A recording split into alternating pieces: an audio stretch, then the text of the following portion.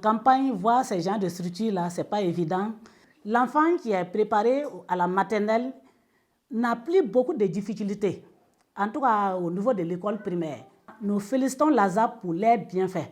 Les enfants qui sont en campagne ne bénéficient pas, en tout cas, la maternelle. Voilà, ces enfants-là sont orientés directement au CP1. Mais grâce à l'ASAP, en campagne, en tout cas, on a gagné cette structure-là.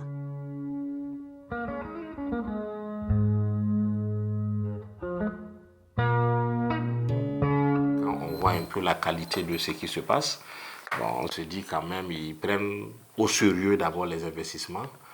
Et tout ce qui s'ensuit. Nous, était vraiment l'apport de ASAP en document, vraiment ça allait être un peu difficile pour nous. Le comportement, le changement est assez net quand même. Celui qui est à l'école, qui vit dans une communauté, ils ont des camarades avec qui ils jouent, ils font pas mal de choses. Je me dis que la différence est assez nette. Et ceux qui sont passés par la maternelle, quand ils viennent ici, on sent aussi qu'ils sont un peu enviés par ceux aussi qui ont quitté directement la maison pour le CP1. S'il faut répartir entre 12h et 15h, faire 3 km ou 4 km aller, refaire encore 3 à 4 km, 8 km, l'enfant vient fatigué. Le soir, tu constates que les enfants dorment. Donc avec le projet Niévé qui est là, nous retournons les enfants à 12h pendant l'interclasse. Ils mangent, ils se reposent, ils apprennent les leçons. Bon, pour nous, pouvons remercier ASAP parce que nous avons bénéficié de certaines choses qui ont fait émerger l'éducation.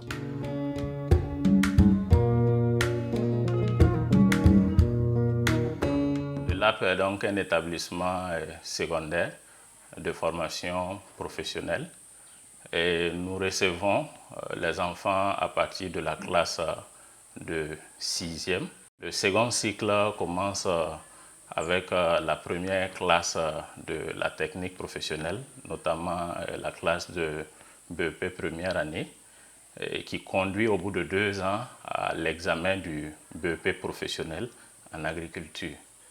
L'année dernière, nous avons eu un taux assez satisfaisant à l'examen du BEPC comparativement aux autres établissements de la commune.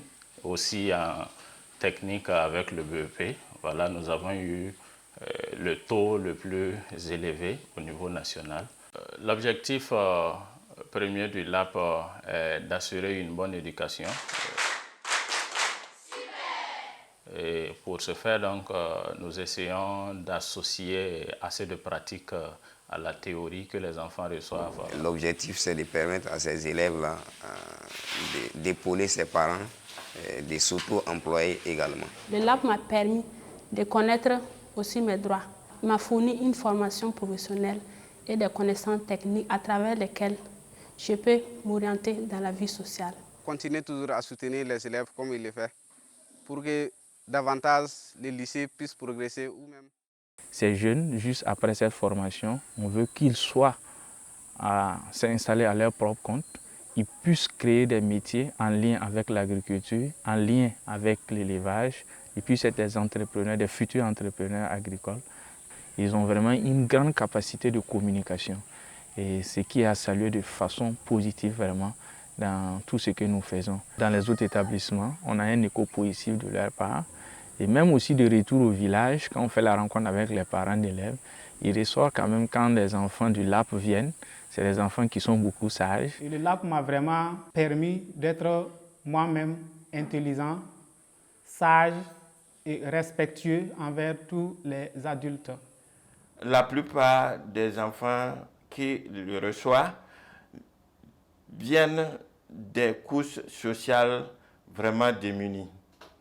Raison pour laquelle le lycée m'a intéressé et je m'investis pour l'accompagner dans son œuvre humanitaire. C'est surtout permettre à ces jeunes-là de mettre en œuvre les techniques améliorées, respectueuses de l'environnement et économiquement rentables et bien vivre de leur métier. D'abord, le projet, je l'avais trouvé très ambitieux et audacieux, mais approprié pour un pays comme le Burkina qui veut amener ses élèves, ses jeunes à pratiquer l'agriculture. Parce que le pays est d'abord agricole à 80%. Nous l'avons accompagné en tant que chercheur de l'INERA, justement pour l'apprentissage des techniques agricoles à ses élèves.